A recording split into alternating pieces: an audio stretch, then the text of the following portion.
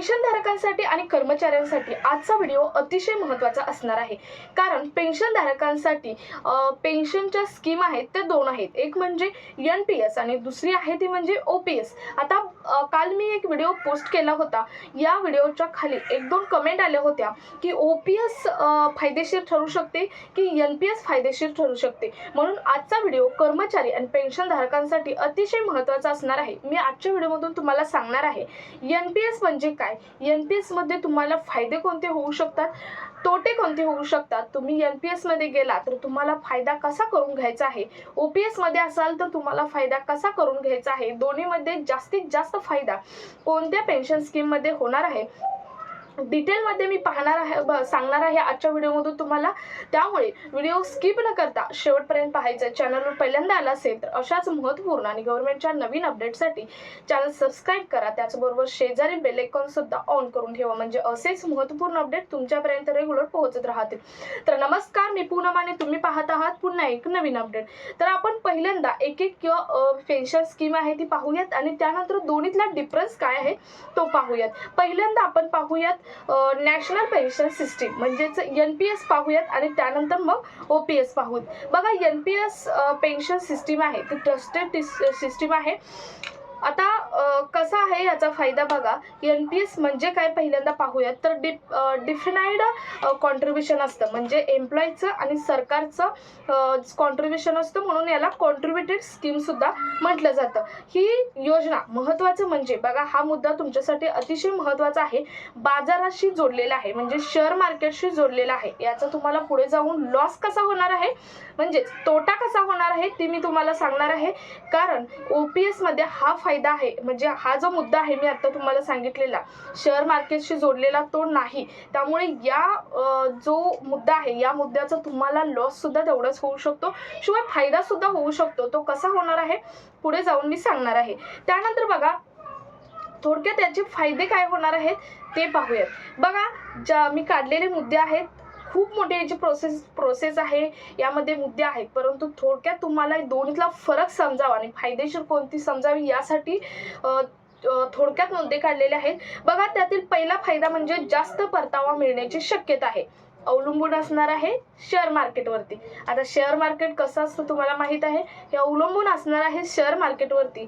Income टॅक्समध्ये सूट 80C plus 80CCD 1B यानुसार तुम्हाला income टॅक्समध्ये सूटसुद्धा या योजनेतून, या पेन्शन स्कीममधून मिळणार आहे. त्यानंतर नोकरी बदलली तरी चालू शकते, पोर्टेबल केलं तरी चालू शकतं, तरीही तुम्हाला ही पेन्शन स्कीम आहे ती पुढे कंटिन्यू चालू करता येणार आहे किंवा चालू राहणार आहे. तुम्हाला करण्याची गरज नाही, तशीच पुढे चालू राहणार आहे.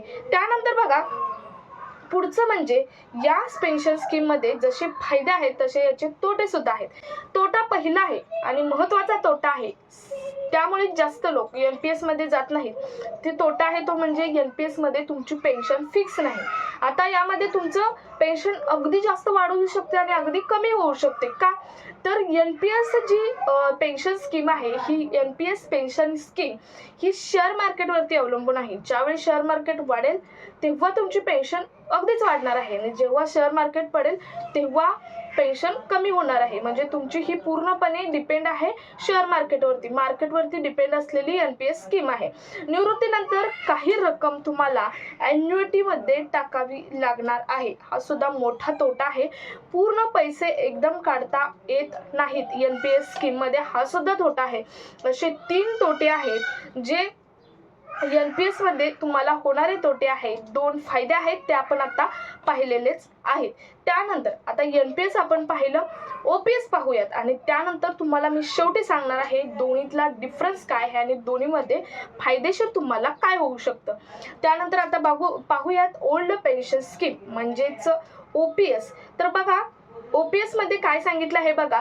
OPS सुद्धा डेफिनेट बेनिफिट वाली योजना आहे, म्हणजे आता ती डेफिनेट कॉन्ट्रीब्युशन वाली योजना होती, तर ही डेफिनेट बेनिफिट वाली योजना आहे.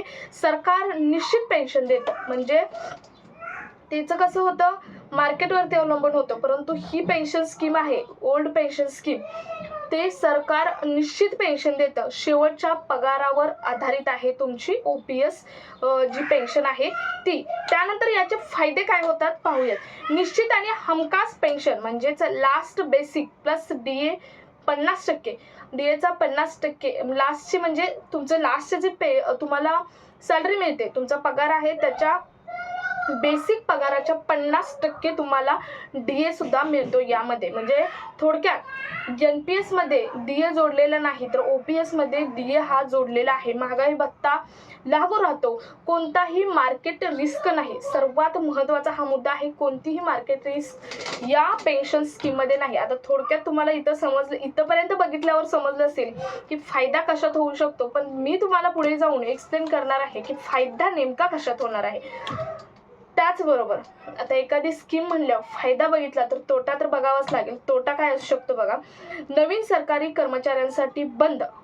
आता 2004च्या नंतर जे कर्मचारी आहेत त्यांच्यासाठी ही योजना आहे ती बंद केलेली आहे. तुम्ही आता बघितलं तर राज्यभरामध्ये सगळीकडे काही आंदोलन चालू आहे. कर्मचाऱ्यांनी संप पुकारलेला आहे. भरपूर वेळा आंदोलन सुद्धा केलेले आहेत ओल्ड पेन्शनसाठी, जुन्या पेन्शन योजनेसाठी, परंतु अजूनही लागू झालेली नाही.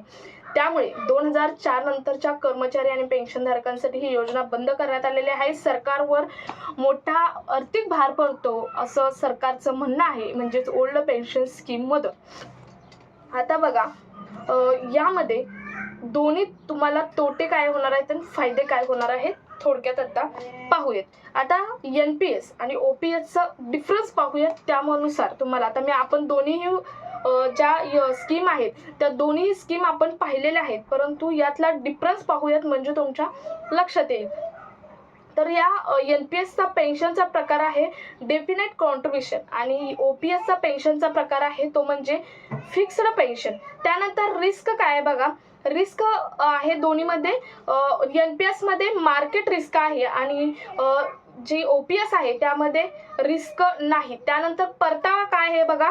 परतावा बदलतो. याचा NPSचा परतावा बदलतो, परंतु OPSचा परतावा हा निश्चित आहे. NPSचा परतावा मार्केटनुसार बदलतो तर OPSचा परतावा फिक्स आहे. त्यानंतर टॅक्स बेनिफिट जास्त आहे. याचा NPSचा टॅक्स बेनिफिट जास्त आहे आणि OPSचा कमी आहे. हा एक फायदा असू शकतो NPS मध्ये. सिक्युरिटी ही NPSची कमी आहे आणि OPSची जास्त आहे. आता तुम्ही तुलना करा. तुलनात्मक दृष्ट्या पाहिलं तर OPS हीच पेन्शन योजना आहे ती फायद्याची ठरू शकते, कारण OPS मध्ये रिस्क कोणत्याही प्रकारची नाही. शिवाय तुम्हाला निश्चित पेन्शन मिळणार आहे. जरी टॅक्स कमी असेल तरी सुद्धा पेन्शन मात्र टॅक्स बेनिफिट आहे ते कमी असेल तरी सुद्धा पेन्शन मात्र निश्चित आहे. शिवाय मार्केटनुसार तुमची पेन्शन बदलणार नाही. निश्चित पेन्शन म्हणजेच फिक्स पेन्शन ही तुम्हाला मिळणार आहे आणि सरकारची योजनेवर खास निश्चिती आहे म्हटलं तरी चालेल. त्यामुळेच राज्यभरामध्ये आता सध्या ओल्ड पेन्शन लागू करण्यासाठी बऱ्याच ठिकाणी संप पुकारला गेलेला आपल्याला दिसून येत आहे. तर अतिशय महत्त्वाचे काल आलेल्या 1-2 कमेंट्स होत्या, त्यांच्या कमेंट्सच्या इच्छेनुसार आपण आजचा व्हिडिओ हा बनवलेला आहे. प्रत्येक EPS 95 पेन्शनधारक आणि EPS 95 असतील किंवा बाकीचे पेन्शनधारक असतील, कर्मचारी असतील यांच्यापर्यंत शेअर करा. तुमचा काही यावरती डाऊट असेल तर कमेंट बॉक्समध्ये नक्की विचारू शकता. बाकीचे काही डाऊट असतील तर कमेंट बॉक्समध्ये विचारा. पुढचा व्हिडिओ नेक्स्ट व्हिडिओ त्याच्यावरती बनवला जाईल. सो हा व्हिडिओ जास्तीत जास्त ठिकाणी शेअर करा. भेटूया पुढच्या एका नवीन अपडेट सोबत. तोपर्यंत धन्यवाद.